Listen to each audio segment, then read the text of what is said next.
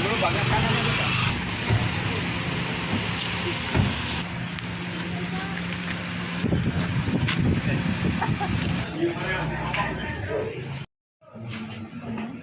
Selanjutnya kepada yang wa ala alihi wa sahbihi ajma'in amma ba'du. Kawan ngadeg karena nanti harus jalan, karena dengan nanti jalan maka kita ya kalau ada yang tersumbat maka akan menjadi penyakit ya. Kita pertama bersyukur kepada Allah Subhanahu wa Ta'ala, hari yang cukup indah, hari Jumat ya,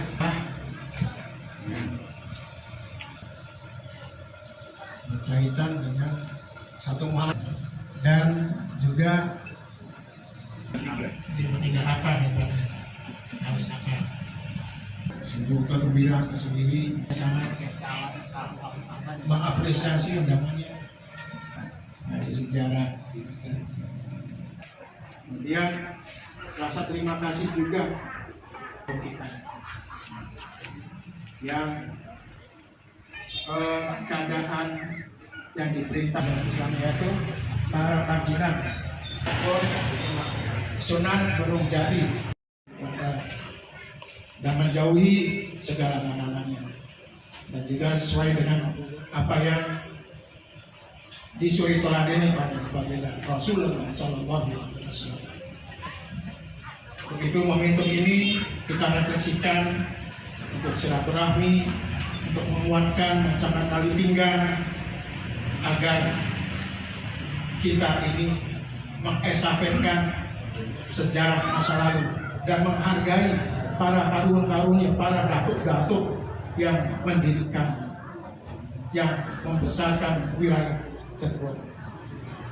Mudah-mudahan ini bisa bermanfaat generasi kita katakan generasi pemuda, seterusnya generasi Z milenial yang butuh bimbingan. Kalau kita tidak dibimbing, saya sangat khawatir sekali. Hadirin sekalian, mudah-mudahan acara ini berjalan lancar, tentunya membawa berkah, membawa kebaikan untuk kita semua. Demikian sambutan daripada kami. Akhir kata, wabillahi taufiq wal hidayah. Wassalamualaikum warahmatullahi wabarakatuh. Ya, para kanca, para kiai, para ustadz yang saya hormati, saya merasa bangga ya dengan beliau ya, karena dulu ya ditiru oleh masjid-masjid yang lain, berbicara separuh dari sejarah Cirebon. Berbicara Panjenengan itu berbicara separuh dari sejarah Cirebon. Nah, saya tidak bisa ngomong panjang karena sebenarnya kalau panjang bisa dibaca di sini. Trah Panjunan, ya, Kimas Ragil dari Keragilan Plumbon.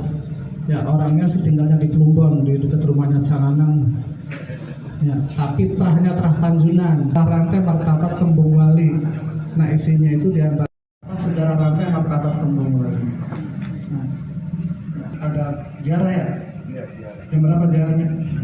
Pangeran Kejaksan, kemudian Syarifah Baghdad. Ini adalah 3 sekawan dari anaknya Syekh Nurjati. Beliau bertiga ini anaknya Syekh Nurjati. Nah, itu versi standar. Artinya versi standar itu apa?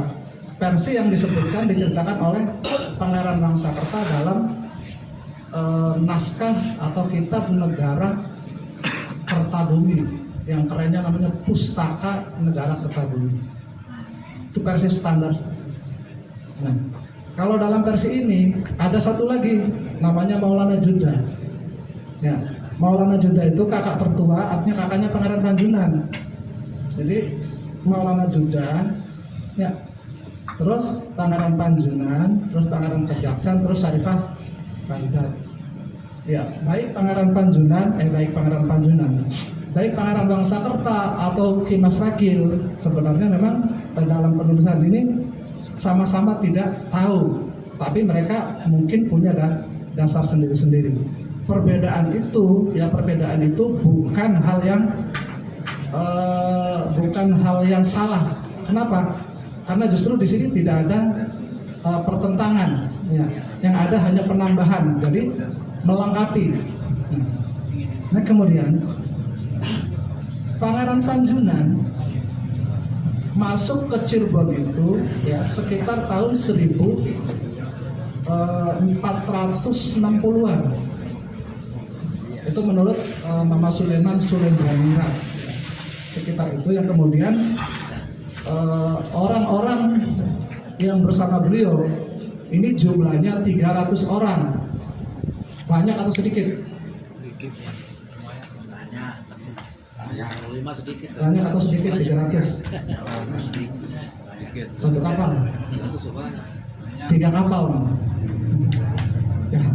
Jadi 300 orang itu 3 kapal, satu kapal diketuai oleh Pangeran Panjunan, dipimpin oleh Pangeran Panjunan, satu kapal oleh Pangeran Kejaksan, satu kapal oleh Saripah Bantar khusus wanita.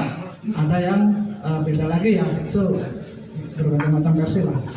Tapi 3 kapal rata-rata, artinya baik sumber dari Mama Sulaiman Sulendraningrat atau babat-babat yang lain. Seorang ini hampir separuh dari penduduk Cirebon. Oleh karena itu saya bisa mengatakan bahwa sejarah Panjunan ini adalah separuh dari sejarah Cirebon. Kenapa? Pada saat itu seluruh penduduk yang ada di Cirebon dari Pakungwati sampai Muara Jati itu sekitar di tahun 1400 ya, itu sekitar 1000 orang. Itu sekitar 1000 orang. Artinya apa? 300 itu sepertiga dari penduduk Cirebon. Itu pun Cirebonnya nyampe Gunung Jati, sampai pusat kerajaan saat itu yaitu Singapura. Artinya apa? Luar biasa. Sumbangsih Pangeran Panjunan terhadap perkembangan Cirebon ini sangat luar biasa, signifikan. Ya. Jadi separuh negara. Nah, pendaratan Pangeran Panjunan di mana? Kan gitu.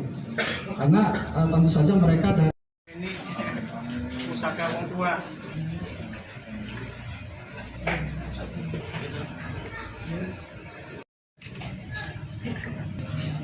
Satu, dua, tiga.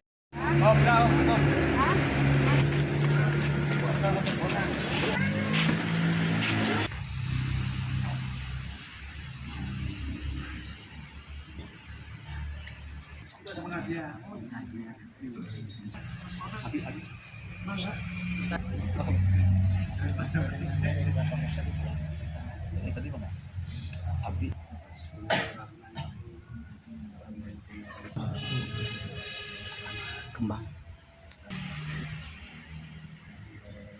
Assalamualaikum ya sayyidi.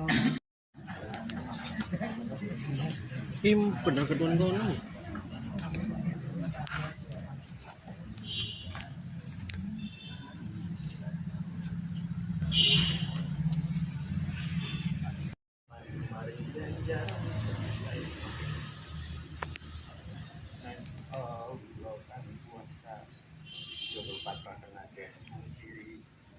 Pinanggi nom lantua.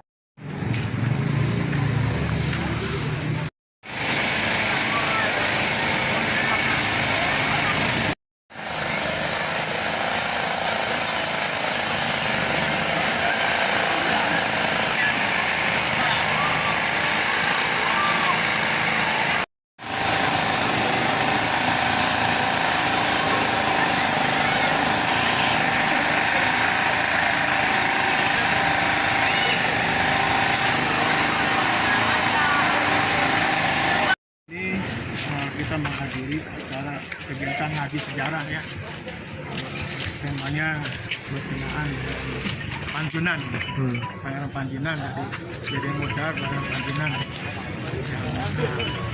yang Panjunan ini bersinggah seperti di sini, singgah mendirikan Masjid Merah. Dan juga ada suatu tradisi anjing-anjing, dan saat sekarang juga sedang menelusuri makam-makam yang mungkin masih ada kaitannya dengan sejarah. Ya, jadi makam-makam itu seperti di sini, makam yang akan ditelusuri barangkali ada mempunyai suatu nilai sejarah, sehingga makam itu perlu dirawat, dijaga ya kelestariannya. Gitu. Harapannya apa, Mak?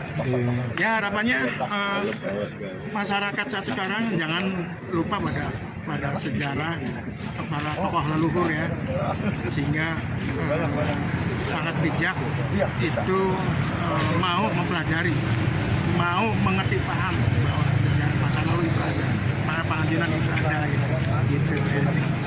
Sebelum